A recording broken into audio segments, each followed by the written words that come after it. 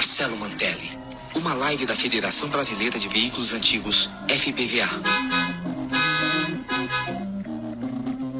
Boa noite a todos, estamos iniciando mais um Papo de Rally. Eu sou Marcelo Mantelli, diretor esportivo da FBVA e host dessa live, também do podcast Papo de Rally, uma iniciativa da Federação Brasileira de Veículos Antigos, FBVA, presidente Altair Manuel. Mensalmente a FBVA transmite aqui no Instagram 4 programas sobre diversos temas do antigo mobilismo no Brasil. Toda semana um tema diferente. No Papo de Rally, entrevisto associados, empresários, colecionadores, autoridades e figuras ligadas aos rallies de veículos antigos. Antes de começarmos o programa, eu gostaria de agradecer aos nossos patrocinadores, que são Hellner e Sura Seguros, Alog Logística e Transportes, Gedore Ferramentas Profissionais e Baterias Kral. Nosso patrocinador master, Baterias Kral, que dá nome ao CBR, Campeonato Brasileiro de Regularidade.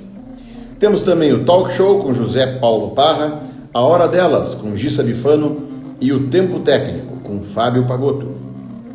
Agora nós vamos ter uma hora de muito conteúdo e descontração.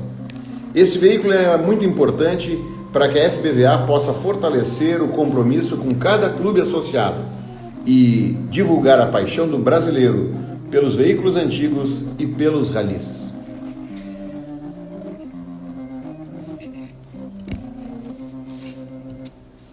Hoje o nosso entrevistado é o multicampeão de rallies, Rogério Franz, meu amigo, meu colega de clube.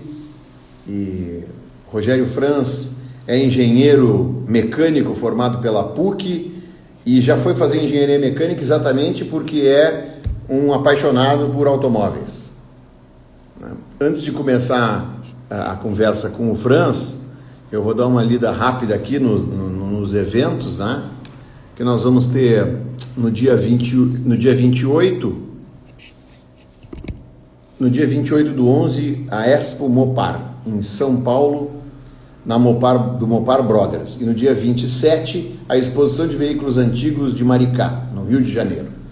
Agora vamos ver aqui se eu já tenho o Franz.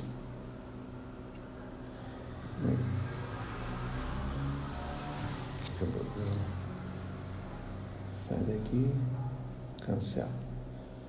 Vamos ver se eu acho o Franz aqui.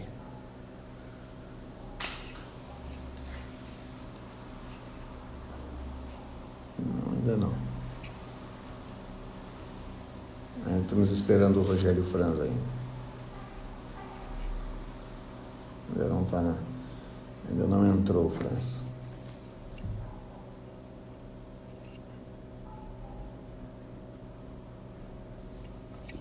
Pessoal, ainda não entrou o Rogério Franz. Daqui a pouquinho nós vamos ter o Rogério Franz aqui. Eu vou aproveitando então para novamente citar os patrocinadores, sobretudo a Baterias Kral, que a gente tem que agradecer o patrocínio master que a Baterias Kral nos dá, nos impulsiona para podermos continuar com o CBR, que é o Campeonato Brasileiro de Regularidade, que aliás o Rogério Franz participou de várias edições junto comigo. Estamos esperando o nosso amigo Rogério Franz entrar, né? Nada do Rogério por enquanto. Ainda não chegou aí o Rogério.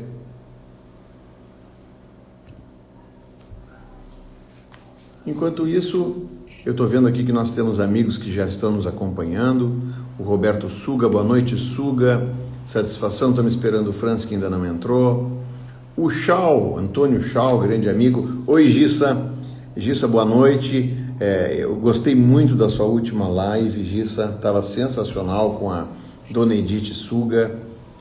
Os programas da FBVA estão cada vez melhores, as nossas lives estão super legais. Tudo bem, Suga.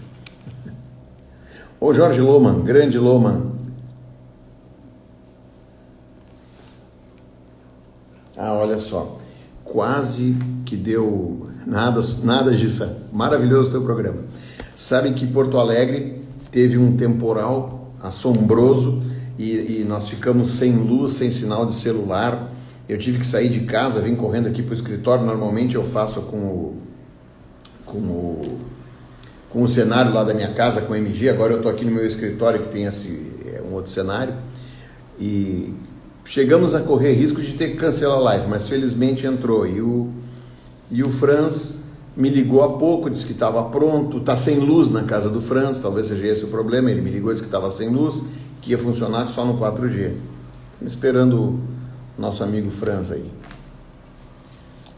Vamos ver se ele está no sinal aí. É.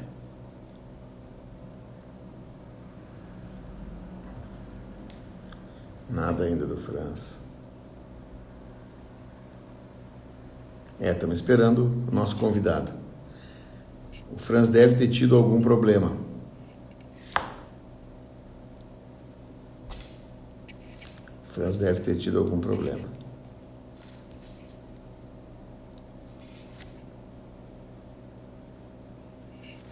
Vou convidar o Suga aqui.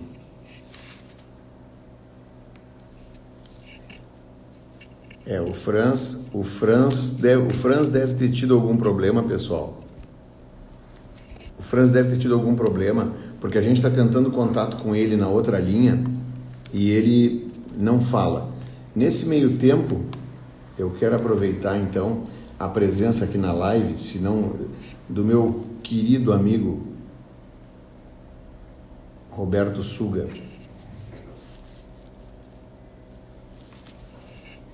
Vamos aproveitar que o Franz não está aqui. Vou chamá-lo.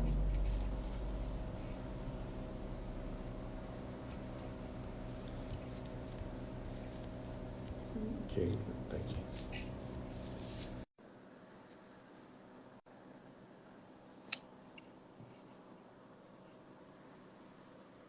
Nada, por enquanto nada. Ficamos na dependência do Franz aí. Botei ele o convite pro Suga, mas não entrou.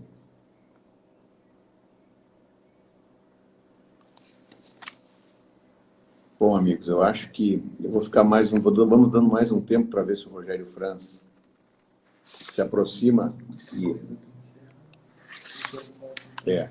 e eventualmente aí, se ele não entrar, eu vou dar uma encerrada, vou tentar um contato pessoal com ele e aí reiniciamos, né, pessoal? Para saber o que houve. Se o Vini já tentou contato com o Franz pela outra linha e não conseguiu. Eu vou tentar também e nós vamos ver. Aí daqui a pouco a gente reinicia a live. Algum problema aconteceu, mas não é conosco aqui da federação, nem com o meu sistema, é com o Rogério Franz, é com o nosso convidado. Vamos ver.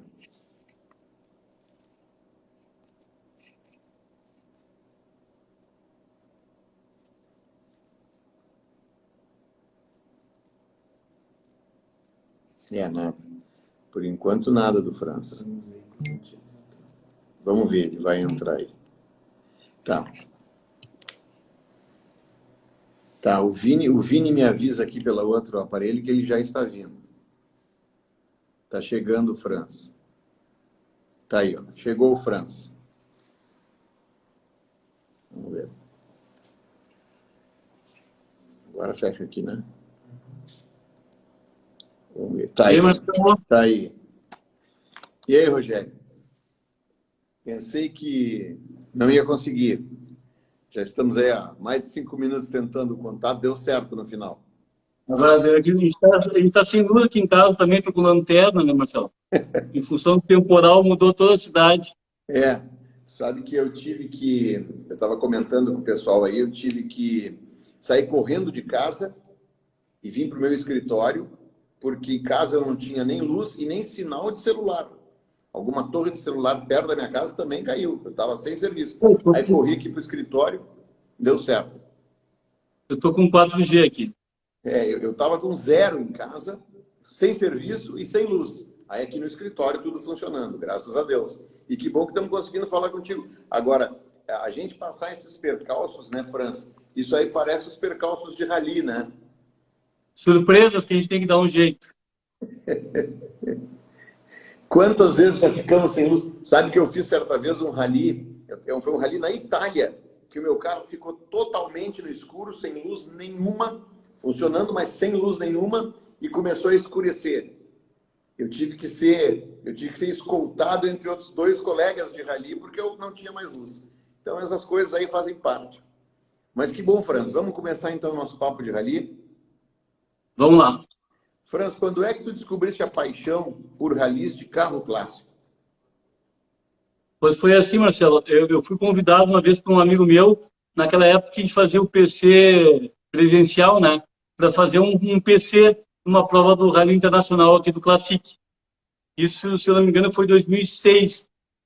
E aí eu fiquei numa parte da estrada pegando o tempo da pessoa que estava competindo. E aí eu achei bacana a prova e já me interessei. Aí já fui me informar como é que funcionava, acabei entrando para o nosso clube, o Clássico Clube, né? E no ano seguinte já comecei a fazer rally. Não tinha navegador próprio, assim, né? Eu pegava uma prova, outra, e comecei a pegar o gosto. Que legal. Então foi nos rallies do Classic Car Club. Na verdade... Exatamente. No Internacional. No Internacional, né? E nós começamos juntos os rallies, que foi o Internacional em 2007, eu e tu. Exatamente. É? Isso aí. Muito legal, Franz. Franz, tu fizeste muitos rallies, Brasil, fora do Brasil. Quais foram os rallies mais marcantes assim para ti? O que me vem à memória, assim, eu estava iniciando a minha carreira de rally, foi o primeiro ano que eu estava começando a andar com o Mário, né? A gente fez aquele rally imperial no Rio de Janeiro. E foi uma surpresa, porque a gente foi na época com o Hudson, na época, né? E a gente, na época, andava só com cronômetro, não tinha nenhum instrumento. E quando a gente recebeu o resultado que tinha ganho o rally, nós ficamos... Nunca imaginava que ia ganhar aquele rally. Então foi uma prova que marcou muito. E a gente foi andando com o Hudson até o Rio de Janeiro. Aí vencemos a prova, ganhamos o troféu de destaque por ter rodado mais que os outros até a prova, né? Então foi uma prova que eu tenho bastante lembrança. Outra prova que foi bem interessante foi a primeira vez que eu andei o 19 Capitales no Uruguai. Que nós saímos aqui de Porto Alegre com o meu Fiat 147, eu e o Mário Nardi, para competir na categoria 1.300 cilindradas. E na época largava em torno de 150 carros. Isso foi em 2009, 150 carros. E nós ficamos entre os 20 primeiros na geral e ganhamos na categoria 1.300. Então também foi uma coisa que a gente nunca imaginava. E então essas duas provas assim realmente elas que eu tenho uma lembrança muito positiva assim, né? Ainda mais prova no Uruguai, né? Consegui ganhar, né, França? Os uruguaios que perguntavam quem é esses dois? Quem é esses dois? Saíram da onde esses dois? Era a pergunta, né? E foi uma festa, né? Teve um rally que numa conversa que nós tivemos lá no clube, tu me dissesse, um troço que foi muito marcante também, foi aquela primeira 1.000 milhas históricas, né? A primeira 1.000 histórias foi outra prova muito interessante, né? Porque era um rally de mais dias, assim, né? Não sabia como é que ia funcionar. Eu estava com um carro bem antigo, estava com uma Triumph TR4 1962. Aí eu levei ela no meu reboque até São Paulo. E aí fizemos a prova com ela, ela se comportou super bem. E nós ganhamos a primeira 1.000 milhas histórica brasileira, né? Também foi uma prova marcante também, com certeza. Me lembro daquilo, eu fiz junto contigo aquela prova, tu ganhou a geral e tu ganhou a categoria década de 60 com a tua Triumph. Exatamente. Eu ganhei a categoria junto com a Simone com o MG, década de 50. Eu lembro, muito bacana. Aquelas primeiras 1.000 milhas foram mágicas. E a noite do Saci também sem luz, que nem nós estamos passando hoje. É verdade, não, foi uma prova muito bacana. Depois a gente fez, o segundo ano a gente fez das 1.000 milhas, a gente fez com a Triumph de novo. Aí na época eu tive problema no velocímetro e no câmbio, começou a escapar a marcha e o velocímetro começou a falhar o odômetro. Daí a gente ficou em terceiro E aí depois, nos anos seguintes, a gente fez com 3 Mercedes diferentes, né? Eu fiz aí a seguinte, eu fiz com uma SLC V8, que a gente ganhou na geral. Aí depois eu fiz com aquela que era uma homenagem à primeira MG, a 4 portas, a Bordeaux, aquela. Como é que era? Né? A Boom, né? A Boom, a placa era BUM, Boom. A Boom. E a última 1000 milhas eu ganhei com a Pagoda. Então depois foram 3 Mercedes e 3 vitórias. Aquela 1000 milhas da Boom, que é daquela Mercedes, nós subimos uma serra, eu e tu, a 1.000.000 por hora, não é? Foi uma subida. Sim, na parte do neutralizado, eu me lembro que a gente andou muito rápido na serra. Muito rápido. Aquilo ali valeu o rally, né? Valeu todo o rally. A melhor parte do rally é a parte que não está valendo a pontuação. Essa é a melhor parte. É o deslocamento. Na verdade, tu participaste... Eu participei de 3.000 milhas, mas tu participaste de 5 e tu ganhou 4, né, França? Eu ganhei uma de Triumph e depois 3 Mercedes diferentes. Como eu te falei, a SLC V8, depois a 4 portas 280 e depois a Pagoda 280 também. Legal, muito legal. França, eu sei que tu tem diversos carros, muitos carros mesmo, e cada carro tem a sua história, cada um tem a sua importância, mas eu sei que tu tem 2 carros, que tem uma história especial para ti. Eu queria que tu me falasse deles, do Fiat 147 79 e do Hudson 1951. Realmente foram os 2 carros que eu acho que me trouxeram mais alegria, assim, tanto em rally como em divertimento. Porque o Fiat foram 2 Rally 19 capitais no Uruguai, e os 2 a gente foi bem, né? Como a gente falou, a gente ganhou uma vez, a gente ganhou na 1.300 uma vez, outra ficamos em terceiro na 1.300. Depois eu ganhei o primeiro campeonato brasileiro, que foi em 2009, se me recordo, com o Fiat 147. A final foi em Minas Gerais. E tocou uma vinheta depois do rally que foi muito bacana, assim, após o término da prova e do campeonato, né? Que falava um resumo, né? Que entre Porsches, Ferraris, Maseratis, Mercedes e BMWs, o campeão foi um Fiat 147. Isso foi quando tu ganhou o primeiro campeonato brasileiro, que foi em Minas, né? O primeiro CBR. A final foi em Minas, exatamente. Não é? Isso aí. Tu lembra o ano? Acho que 2009. 2009. 2009, acho que primeiro campeonato brasileiro da federação. Aí depois, o Hudson, depois foi esse Rally Imperial, que foi uma prova maravilhosa. E depois eu fiz o Rally Internacional com o Hudson também. Ganhei uma prova no Uruguai com o Hudson também, uma prova que nunca imaginei ganhar no Uruguai. E eu fui depois em encontros com o Hudson, então um carro que eu rodei muito mesmo, assim, ó. Eu fui a Buenos Aires, fui a Punta del Este, fui a Curitiba, fui ao Rio de Janeiro, sempre rodando com ele. Então um carro que eu fiquei de 2008 até 2020, foram 12 anos eu fiquei com ele. Esse Hudson 51, realmente é memorável, eu me lembro bem dele. E essa prova que tu foste com ele no Uruguai, eu me lembro. Tu lembra qual é a distância que tu cantou pneu na arrancada com ele? Porque eu acho que foi essa uns parte 100 metros cantando pneu. Eu vou contar. Nós estávamos saindo lá naquela avenida aqui na beira-mar, lá que era a largada ali, né? Isso. E daí a largada ali não é deslocamento, né? Aí eu disse, vou dar uma acelerada. Daí eu saí rasgando o pneu por com certeza, entre 50 e 100 metros. Daí, quando foi na hora do almoço, o diretor de prova me chamou e falou assim: Rogério, esse teu carro não tem motor original. Eu não posso deixar que tu ande na categoria dos anos 50 com ele. Eu vou ter que te botar na categoria dos carros modernos.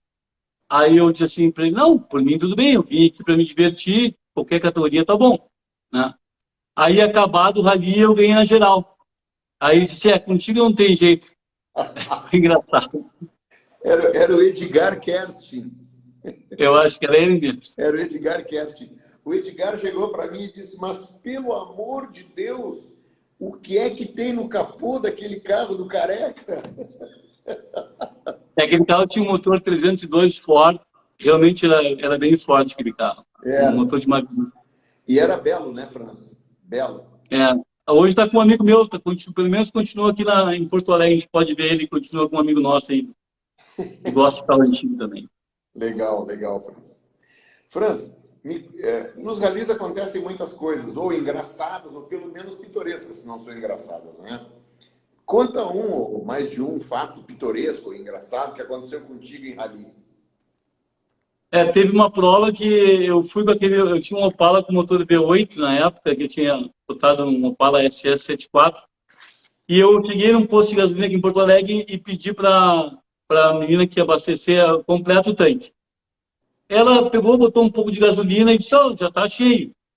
E eu não sabia quanto tinha de gasolina, o carro não tinha marcador de combustível, não marcava o combustível, eu pensando, tá cheio o tanque, tá, vamos pro rali. Aí saímos do rali, subimos a serra, aí quando nós estávamos ali, acho que, não me lembro, mas acho que era perto de São Francisco de Paula, não sei o que, o Opala vinha na estrada, assim, era um pouco antes do almoço, e parou. Pane seca, falta de combustível. Aí, bom, já era o rali, pensei eu, né? Aí ia para o almoço, daí veio a plataforma, me rebocou até acho que era a cidade mesmo, se é São Francisco Gramado ali, e rebocou o carro, eu fui no posto, enchi o tanque, e daí fui almoçar. Aí no almoço, eu me lembro, que eu acho que foi até o Eurico, né, que mexeu comigo, bom, essa vez não vai dar para ti, né, ficou sem gasolina, eu disse, aconteceu esse imprevisto, realmente essa vez não vai dar. Mas almoçamos e continuamos o rali. E, para minha sorte, aquela parte que eu fiquei sem gasolina, só tinha mais 1 ou 2 PCs quando eu fiquei sem gasolina, antes do almoço. E eu consegui usar como descarte e acabei ganhando a prova tendo faltado gasolina. Eu me lembro. Foi um fato bem pitoresco. Esse é bem pitoresco. E outro que tu estava perto de mim essa vez também, foi num rali da meia-noite, que nós estávamos perdidos, um pouco antes do final da prova, de madrugada, já acho que era 4, 5 da manhã. São Francisco de Paula. E nós tudo perdido, um para lá e para cá, um dava de frente com o outro, é por aqui, é por ali, e ninguém achava o caminho, daqui a pouco eu estava achando o tal do caminho. Né? Eu estava com uma BMW 1980, 6 cilindros, e estava meio molhado o piso assim, eu disse, mas agora eu vou dar o que dá nesse carro, porque nós estamos muito atrasados. Né? E aí eu fui, como dava na estrada, no limite do carro, e não recuperei os PCs, porque não tinha mais como recuperar, estava muito atrasado. E daí, mesma coisa, conseguimos descartar os últimos PCs, que nós passamos bem atrasado, e ganhamos o rally novamente. Sim, também para ser campeão tem que ter um pouco de sorte, né, Franz? Campeão azarado. Tem que ter a estrela sempre tem que ajudar. E outro fato que também estava junto, eu acho que aquele fato eu acho que a pior situação de rally que eu enfrentei até hoje, que foi num rally da meia-noite, nós estávamos subindo a serra em direção a Bento Gonçalves. Eu estava com a TR-462 e caiu um temporal muito forte num trecho cronometrado, e a dificuldade de andar na pista era muito grande. Nós, vira e mexe, trocava de pista sem saber, não tinha movimento, porque era de madrugada, e a gente só via que estava saindo da estrada porque o carro começava a pular no acostamento. Isso. E também acabamos com uma vitória, o carro cheio d'água, óbvio, né? Mas a sorte que não deu nenhum acidente, foi perigoso, inclusive. Nesses 3 fatos pitorescos que tu contou, os 3 eu estava. E esse toró foi assombroso. E nesse toró, essa prova noturna eu fiz com o Volkswagen, o Fusca, o Cornovagen, o Crasa. Jesus do céu. A Simone só me implorando, nós vamos morrer. Eu dizia, não é hoje que nós vamos morrer. O Menegoto, acho também, o Menegoto chegou uma hora a trocar de pista e foi para outro acostamento e voltou para... Menegoto trocou de lado. Trocou de lado. Isso foi realmente incrível. Mas, Franz, tem uma história que é pitoresca, que é engraçada, que eu quero te lembrar. Tu estava no Uruguai, acho que eram as 19 capitais, e era um hotel bacana, tu chegou no Sheraton e não tinha mais quarto com cama separada. E tu estava com o Máriozinho, e reza a lenda que vocês dormiram abraçados na cama de casal. Não, essa é a parte folclórica, mas nós botamos um monte de divisória para não dar confusão, né? Um acordar pensando que tá com outra pessoa do lado. Aí fizemos um muro de Berlim no meio da cama. Chegaram no hotel, não tinha mais quarto, né, França? Não tinha mais tarde de cama separada. Tinha que fazer um muro de Berlim com as malas. Muito bom, aquela história foi muito boa também. Acontecem coisas engraçadas no rally. Muito legal. França, a gente estava falando que tu ganhou o primeiro CBR, tu ganhou, mas depois tu também foste campeão diversas vezes no CBR, né?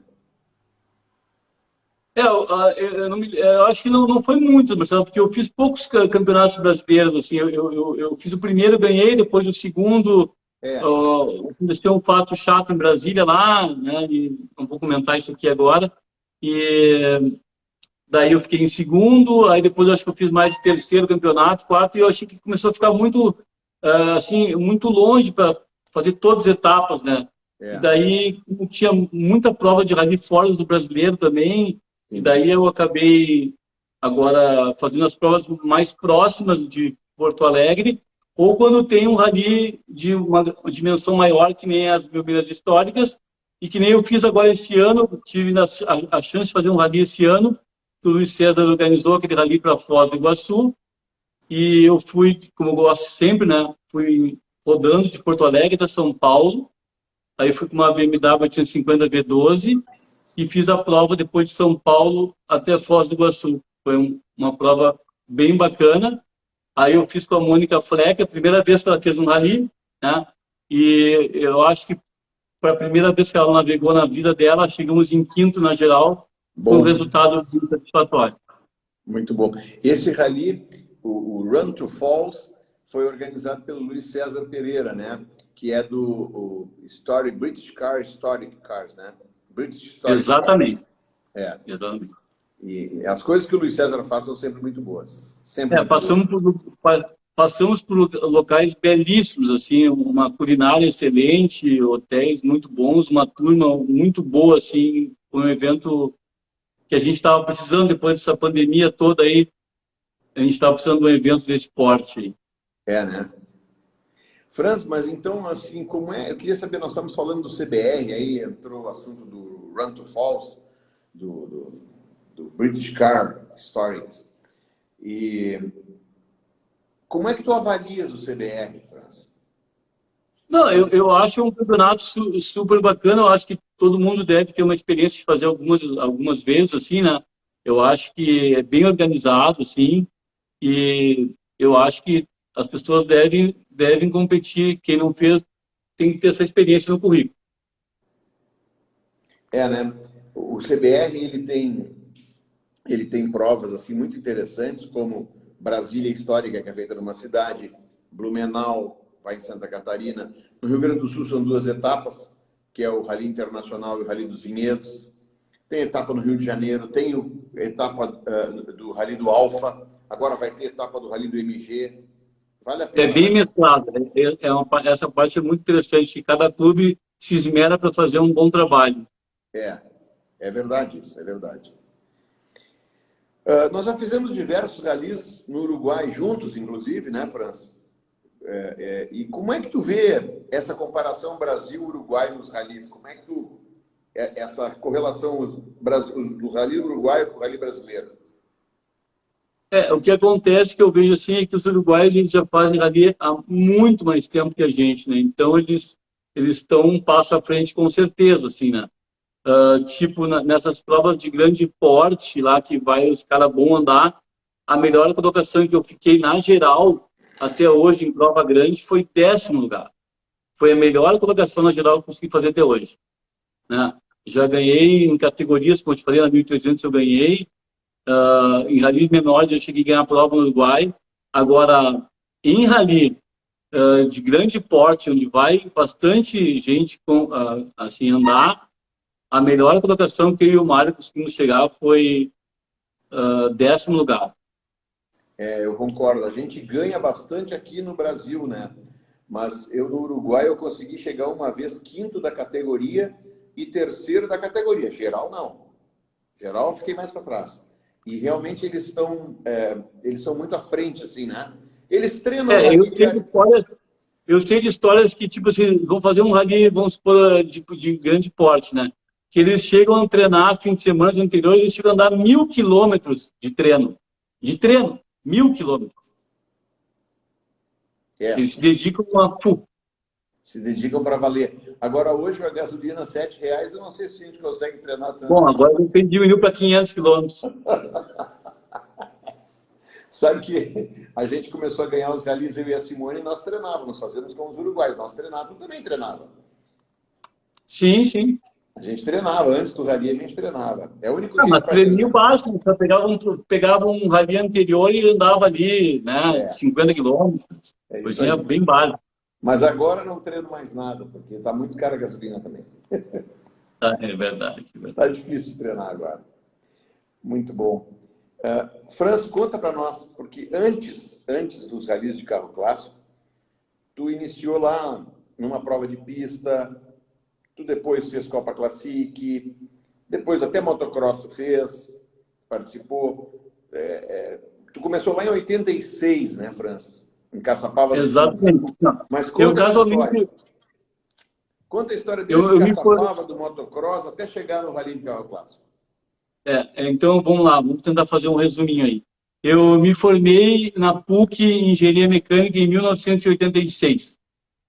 E nesse ano, uma vez eu fui assistir uma corrida de carro lá em Caçapava do Sul, interior do Rio Grande do Sul. Fica a 200 e poucos quilômetros de Porto Alegre. Eu tinha um primo que morava lá, uma prima que morava lá, eu fui lá e descobri que tinha uma pista de chão batido lá em Caçapava do Sul. Aí eu fui assistir a prova e eu vi que era um negócio mais acessível, né? Não tinha, assim, condições de correr em Tarumã na época. Eu não estava trabalhando, né? Eu morava com meus pais. E daí eu disse, não, aqui eu posso me divertir. Daí eu comprei um Passat 4 portas, meio balhadinho assim, daí só fiz um Santo Antônio, botei uns amortecedores ali, consegui um motor de um Passat TS, que era melhorzinho assim, e daí eu ia andando com o carro de madrugada até Caçapava do Sul, fazia competição e voltava andando para Porto Alegre. E aí eu fiz o ano de 86 dessa maneira e fui vice-campeão lá da cidade deles, esse Passat. Daí eu vi que se eu quisesse andar na ponta, eu ia ter que botar mais dinheiro e não tinha dinheiro na época, resolvi vender o carro, andei só um ano.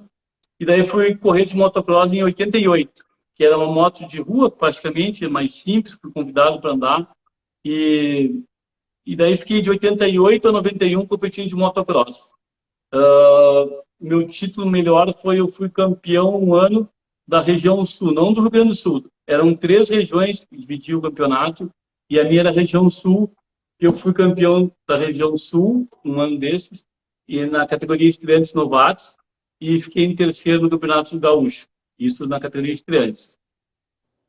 Aí depois de 91, eu já tinha dado bastante, tentei subir de categoria na época, e daí vi que era muito difícil treinar muito, e eu tinha que arriscar mais nos saltos, tudo, e abandonei as motos de corrida, e daí só fazia trilha de moto, só para diversão. E daí teve um tempo que eu fiquei fora dessa parte do automobilismo, que foi até de, acho que 91 até 97, por aí, eu acho que não competi.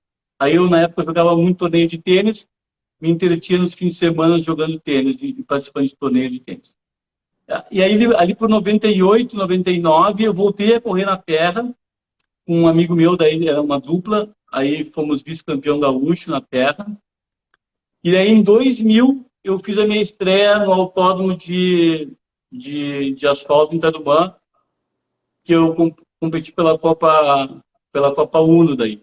Eu dividi o carro com um amigo meu e a gente foi vice-campeão da categoria A, da categoria B do ano de 2000. Aí também a mesma coisa, eu vi que ia gastar muito dinheiro na época em competição e também andei um ano ali e parei. E foi daí, depois disso, que começou a Copa Classic, que era uma categoria mais acessível, assim. E aí eu andei na Copa Classic de 2006 até 2012. E ali eu tive várias vezes, eu fui campeão na Força Livre, né? Eu fui campeão com o meu Passat corrida, que eu vendi para o Natali depois. E depois fui várias vezes campeão com o meu Fiat 147, não o de rally, daí o de pista, que era um branco, né? Então, essa época foi uma época bem bacana, assim. E daí juntou, né? Porque daí, na época, eram as competições de pista, junto com os ralis, que nessa época, em 2007, comecei a fazer rali. Daí, os fins de semana estavam sempre, ou era rali, ou era corrida, e quando sobrava um tempinho, jogava um torneio de tênis. Mas aí tu chegou no Rally de Carro Clássico em 2006. Foi quando eu fui assistir o primeiro rally internacional. Do Classic E aí, em Car 2007, a gente comecei a competir. E aí, em 2008, eu conheci o Mário Nardi, e aí a gente começou a competir de 2008 até antes da pandemia, a gente formou uma dupla que a gente sempre andou junto. E a gente começou bem, porque 2008 foi a nossa estreia, a gente fez o Rally da Serra, um Escort do 88, um XR3, a gente ganhou na categoria, aí, não, da meia-noite a gente ganhou na categoria, na estreia, depois a gente fez o da Serra, já ganhou na geral, um Escort, e aí depois veio o Internacional, a gente ganhou na categoria, 2008. Aí a gente fez o Imperial, ganhou na geral, então 2008 foi a estreia da nossa dupla, e a gente já saiu com o pé direito. Vocês ficaram como dupla, tu e o Mário Nardi, por uns 10 anos, até 18, 19, 11 anos. Até antes da pandemia, né? A gente parou porque parou a pandemia. Começamos né? em 2008, 12 anos. 12 anos. A 11. pandemia começou em 11 anos. 11 anos é bastante tempo, né? Uma dupla afinada, né? Era uma dupla afinada. A gente fez uma dupla bem animada. Né? O Franz, eu sei que tu sempre, como tu contou toda essa trajetória, que não são só de ralis de carros clássicos, mas também, eu sei que tu gosta de provas de pista, gosta de subidas de montanha, mas vou falar das subidas de montanha depois. Agora eu quero te perguntar o seguinte, as provas de pista hoje, a fazenda de MEP, são as provas que estão em alta, né? E tu procura participar. Né? O automobilismo é um esporte muito caro. Né? Na época, eu vinha liderando a Copa Classic e se eu quisesse continuar liderando, eu ia ter que botar muito dinheiro, começar a investir muito nos carros e treino, e não é o que eu queria, né? Daí eu disse, eu já fiz a minha parte, agora não vou sair fora. E aí depois, quando eu montei minha DKV, eu tinha uma promessa que iria ser um campeonato brasileiro de competição de DKV. Daí, na época, não saiu a promessa e eu acabei fazendo alguns ralis com a DKV e a DKV ficou meio sem uso. Até que um dia eu fiquei sabendo que ia ter uma competição para carros 2 tempos lá na fazenda de MEP em Itatinga. Eu disse, bom, agora realmente vou usar o carro porque ele foi projetado.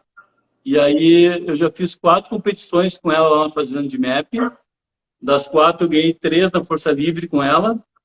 E agora na última eu fiz a pole e dei uma barbeirada na largada, afoguei o motor e ela demorou muito para desafogar e eu acabei chegando em 4º lugar. Então é um circuito que ele é um circuito menor, bem menor que Tarumã, é 1,5 km, eu acho. É bem sinuoso. É um circuito muito favorável ao motor DKV, porque o motor DKV não gosta de trechos muito longos, assim, né? Ele é muito sensível a quebras em trechos muito longos de aceleração. E lá é um circuito que tu tem que acelerar e frear, e acelerar e frear. É bem o tipo de pista que o DKV se adapta muito bem, né? Então agora eu fui andar agora nessa última prova, eu levei 3 carros, eu andei em 3 categorias diferentes, né? E a melhor volta eu fui com a DKV, o meu Fusca 1.8 a ar e a minha carreteira com motor V8 Chevrolet. E dos 3 carros, o carro mais rápido foi a DKV, virando 1 minuto e 2 segundos. Eu já vi vídeos do pessoal da DMAP se referindo ao teu DKV como DKV capeta do Franz.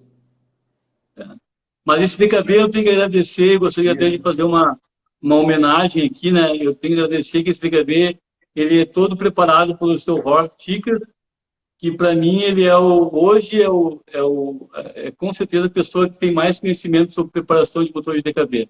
Ele está com 85 anos e continua trabalhando sozinho na oficina dele. Então eu tenho um orgulho muito grande dele ser meu preparador. E, inclusive, eu já ofereci para alguns paulistas que eu quero competir, né? Que façam um motor para o seu Horst, que o cara um gênio. É um gênio. O Horst é uma lenda, né? Mas ele já passou dos 80, né, Franz, de idade. Está trabalhando com 85 anos. 85, né? E é um grande preparador, né? É um cara impressionante, né? Impressionante. Mas afinal, então a tua DKV capeta é porque o Horst prepara mesmo, não é porque tem parte com o diabo ali. Não, é que realmente o carro foi muito bem preparado e, como eu te falei, a pista é bem favorável ao motor dois tempos, assim, então fechou tudo como tem que ser, realmente. Franz, me conta o seguinte, além da DKV, tu foste para essa prova com um protótipo Volkswagen. Muito legal esse teu protótipo, a gente do Classic, a todo mundo, eu e todos os colegas do clube adoraram. Nos fala um pouco dessa tua ideia, desse teu projeto, desse teu protótipo Volkswagen. A ideia desse carro surgiu da seguinte maneira. Eu queria competir na categoria dos calhambeques. E existe uma categoria chamada transplantados, que tu tem que andar com um carro que tenha lembrança de um carro de 1936 ou mais antigo. A mecânica é liberada, mas tu tem que chegar a ele lembrando um carro de até 36. Aí eu queria fazer um carro leve, e aí fui pesquisar o que carro eu poderia montar. Daí eu, pesquisando, eu descobri pela história que o Hitler tinha encomendado 3 protótipos desse Fusca em 1936, que era o Volkswagen Protótipo V3. Esses 3 carros foram feitos em 36 e rodaram 50 mil quilômetros cada um para teste, né? E foram aprovados. Então, desses 3 carros que foram feitos para teste, a gente sabe que eu tenho conhecimento que só um foi restaurado, está no Museu da Alemanha, lá, um vermelho. Os outros 2 a gente não tem notícia. E daí veio a ideia de pegar um Fusca 1978 e eu consegui um artesão e daí eu levei todo o material de fotos do carro e daí a gente conseguiu fazer um carro muito próximo do original, assim. Tudo foi feito em lata, no martelo, não tem nada de fibra e realmente o carro fez um sucesso muito grande lá em São Paulo. Até teve um paulista que pediu que, se possível, ele gostaria de comprar, se eu fizesse um igual, ele teria interesse em comprar um também. Mas essa pessoa que é o artesão, ele é um cara difícil de conseguir encaixar serviço com ele, e eu não quis me comprometer em fazer um outro carro, depois não poder cumprir a promessa. Então vai ficar só o meu por enquanto. E ele anda muito, né? Ele virou até mais rápido que a DKV no momento, depois é que a DKV passou, né? Nos treinos eu virei mais rápido com o Fusca, mas depois, na hora da prova, como eu fiquei com o motor afogado e perdi uma volta, quando ele voltou a limpar o motor, daí eu vim que nem bicho, assim, né? Eu queria comer a pista. E aí, nessas voltas, eu consegui fazer o meu recorde de tempo lá na Admet de DKV. Legal. E tu tem também um carro que tu está fazendo uma restauração importante, né? Que é um Cadillac. Esse carro eu importei dos Estados Unidos lá com o Henrique Machado de Florianópolis. Isso foi, acho que em 2017, 2018, eu importei esse carro. E daí, chegando aqui no Brasil, a gente está fazendo uma restauração bem criteriosa, assim, né? Uma pintura toda nova. Aí eu mandei vir todas as borrachas, toda a parte de cromagem nova, uma revisão de parte mecânica. Só que é um carro bem, assim, que eu não conheço outro no Brasil, porque ele é um Cadillac 1936, ele é um coupé V8, 3 janelas. É um carro que é bem raro nos Estados Unidos, e eu sempre tive, assim, gostei dos carros barato, coupé, 3 janelas. Eu tive aquele meu Dodge 1947, que eu fiz vários ralis, que também era um coupé rabudo, um business coupé, 3 janelas, né? Então, esse é um carro que deve ficar pronto agora início do ano que vem. E daí eu pretendo, não sei se vou fazer rally com ele, mas numa dessas, acho que sou capaz de fazer um rally com ele para testar ele nas provinhas de Classic. Para testar e também para mostrar a beleza do Cadillac rodando, né, França? O carro realmente é um carro muito elegante, muito elegante. Né? E tem mais um carro que que eu queria ter feito a subida de montanha, a última, agora não deu tempo, que eu tô também, que é um projeto bacana, que é um Bianco com motor traseiro de Alfa 164 V6. Está saindo do forno também. Um Bianco. É. Muito legal. Agora, já que tu falou das subidas de montanha, eu ia te perguntar aqui sobre as subidas de montanha. Isso é uma prova que sempre existiu no Brasil, no mundo, e agora está ganhando força de novo no Brasil. E eu sei que há pouco tempo tu estivesse numa dessas provas, né, França?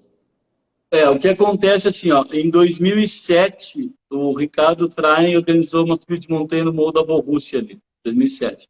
2007, 2008. Aí fizemos 2 anos ali no Morro da Borrússia, perto de Osório. E aí depois a prefeitura não quis mais que usasse a subida da serra lá. E a gente foi para a Lagoa da Harmonia de Teutônia. Ali foi feito mais 2 edições ou 3. E aí depois disso desapareceu a subida de montanha aqui no Rio Grande do Sul, né? Então a gente andou em montanha aqui de 2007 até 2011 ou 12, depois parou. E daí agora, como São Paulo voltou a fazer a subida de montanha e está assim, tá bem badalado em São Paulo. Daí o pessoal aqui do sul, do Ivoti, clube ali de Ivoti, conseguiu com a federação esse lugar aqui no município de Sapiranga, que é ali o Pico do Jacó, conseguiu com a prefeitura e a federação juntos, a Federação de Automobilismo Gaúcha, conseguiram a subida da gente, ficou todo domingo para a gente subir a montanha, né? Sábado ela estava aberta aos moradores. Domingo a pista foi fechada, fim de semana passado. Foram 40 carros e 4 categorias. O evento foi pleno sucesso, né? Sim. Acho que vai ficar no calendário como uma prova anual. E agora fiquei sabendo já que na Oktoberfest de Igrejinha, eles estão já querendo fazer uma outra subida de montanha. É um evento que tem em todo mundo, né? Na Europa, nos Estados Unidos, um evento super tradicional. Mas que aqui no Brasil sempre foi mais difícil, porque depois daquelas corridas que tinham ali na Cavalhada, foi proibido corridas em vias públicas. Então, fica sempre difícil de fazer uma prova em estrada aqui no Brasil. É verdade. Eu acho que a subida de montanha, ela está retornando e acho que por um bom tempo ela vem para ficar. Não se sabe por quanto tempo vai durar, mas ela vem. Agora ela está em alta, né, França? Deu um público muito bom e aquele programa da Curva do S fez a divulgação online, assim, né? Então todo mundo podia assistir de casa a corrida. Teve uma boa repercussão. Os organizadores ganharam muito elogios, muito elogios. Muito legal. Aí o Fuquinha estreou lá em São Paulo, né? Essa parte eu não contei para vocês, mas também foi uma parte que eu vou colocar aqui. O Fuca, ele saiu da oficina na sexta-feira, ao meio-dia, eu fui dar a primeira volta com o carro ali na Ipiranga. E a prova era domingo, era tomar de tempo, e segunda era a prova lá em São Paulo. O carro saiu da oficina ao meio-dia da sexta-feira do mesmo fim de semana. E aí eu fui testar o carro na Ipiranga ali e o motor estava muito bom, mas a embreagem não aguentou. Daí voltamos correndo para a oficina, fizemos uma embreagem nova correndo, com mais pressão, e aí o carro ficou pronto sexta-noite. Eu embarquei ele na plataforma do guincho que eu tinha contratado, junto com a carreteira. Ele viajou todo sábado para chegar domingo lá na pista. Eu tirei ele da carreta, do guincho, fiz a tomada de tempo para a prova e fiz o terceiro tempo da tomada, onde tinham 10 carros, a maioria com motor V8 bem preparado, né? Que são os rods dos anos 36, bem preparados para a corrida. E daí na prova, depois, eu consegui ficar em segundo com ele, né? Na categoria dos rods transplantados. Então o carro estreou assim, da oficina para a pista, né? E foi super bem.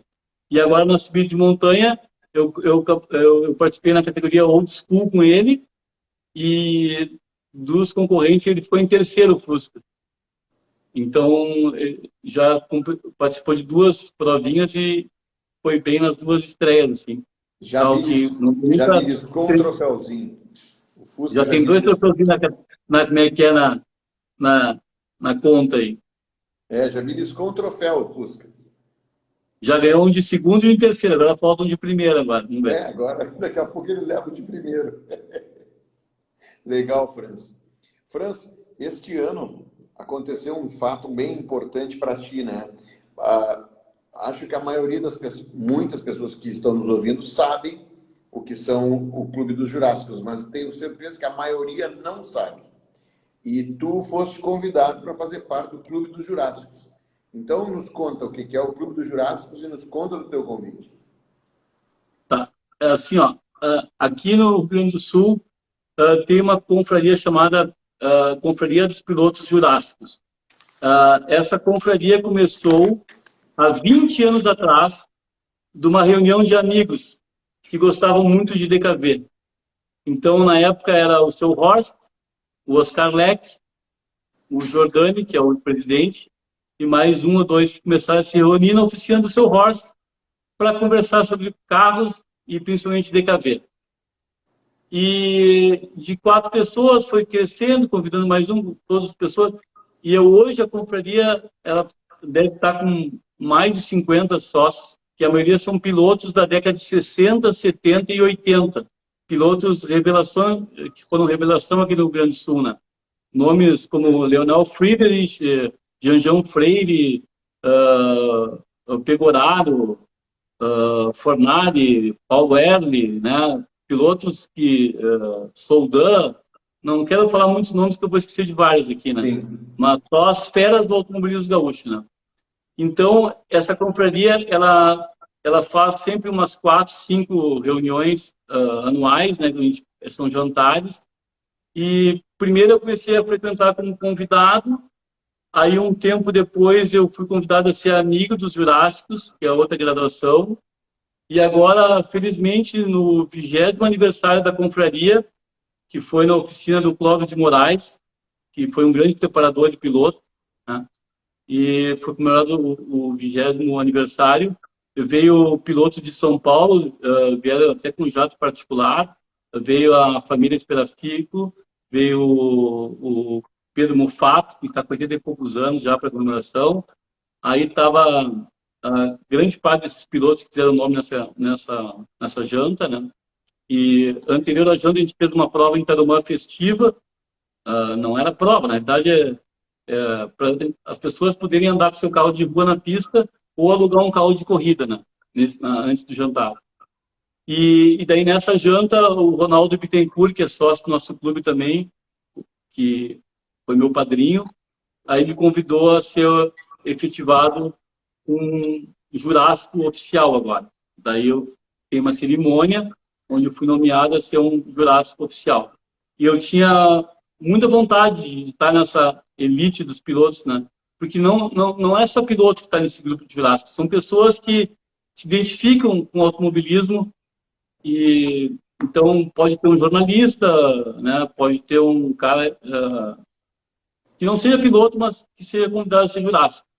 E eu fui convidado não só por ser piloto, mas por gostar muito de carro, e eles sabem que eu sou fanático e amo o DKV, que o nosso presidente ama a DKV também. Então eu fiquei muito feliz, e o Ronaldo Bittencourt foi meu padrinho. Olha, eu quis te perguntar para os Jurássicos, porque eu sei que é uma coisa importante, e eu te dou aqui de público, já tinha te dado parabéns privadamente, mas aproveito aqui nossa audiência para te dar parabéns. Realmente foi uma honra que foi merecida, porque tu é um grande piloto, e se tem alguém que merece entrar nos Jurássicos modernos, é tu, Franz. Eu fiquei realmente muito contente mesmo, muito contente. Legal. Franz, última perguntinha antes da gente encerrar. Classic Car Club desde 2007. Classic Car Club RS desde 2007. Referência de amizade de rallies, né, Franz? Fala um pouco como tu sente do Classic. Pode repetir, Marcelo? Classic Car Club desde 2007. Sim. É uma referência o Classic é uma referência em rallies nacionais. E como tu te sente, assim? Como tu sente o Classic? Como tu sente a nossa amizade de rallies? Eu acho que é um orgulho poder participar desse clube, né? Que também é um clube que eu considero bem, assim... eu fiz muitas amizades nesse clube, né? E muitas provas de rally, tudo começou nesse clube, entende? É um clube que a gente se reúne todas as terças-feiras para jantar, e é uma terapia, né? Eu fiz amizades muito fortes nesse clube e concordo contigo, que eu acho que os clubes de referência, assim, né, hoje de rally, eu acho que o Classic do Brasil, o MG São Paulo, né, tem o Clube da Alfa também, e então são clubes que estão marcando mais presença, assim, né, na história dos rallies aqui no Brasil. Me Franz, sinto honrado em pertencer a esse clube, né? Nós dois, né? nós dois. Franz, gostei muito, foi uma ótimas histórias. Eu vou abrir um espaço para tuas considerações finais, Franz. Não, eu queria agradecer também essa oportunidade de conversar com esse pessoal que gosta dos rallies e gosta do automobilismo, né? E que venha o ano que vem com mais provas agora, né? Lá na DMAP já está marcado para início de março a prova das DKV, né? Eu vou participar com certeza.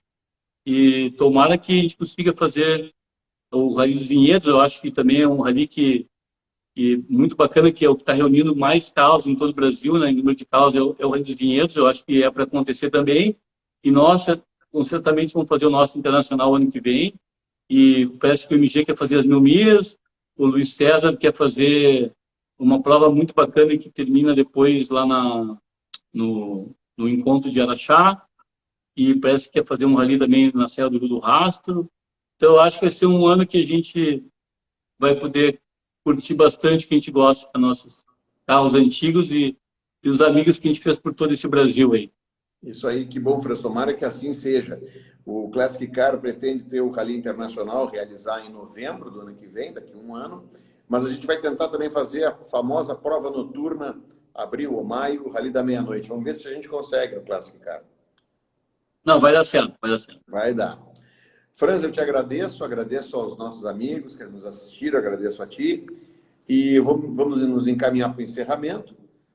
Meus amigos, nós tivemos mais um Papo de Rally, live podcast da FBVA, Federação Brasileira de Veículos Antigos. Eu espero que todos tenham gostado.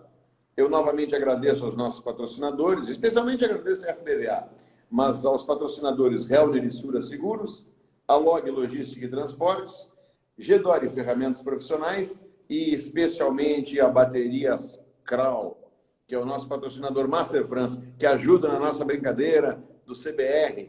A Baterias Kral, além de ser um grande patrocinador, é um grande produto, que é uma ótima bateria.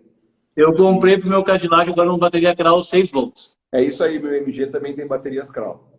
Então, nos acompanhe nas redes sociais e conheça também o nosso site www.fbva.com.br. Até lá. Tchau, pessoal. Tchau, boa noite, pessoal. Tudo de bom aí. Tchau. Um abraço. Um abraço.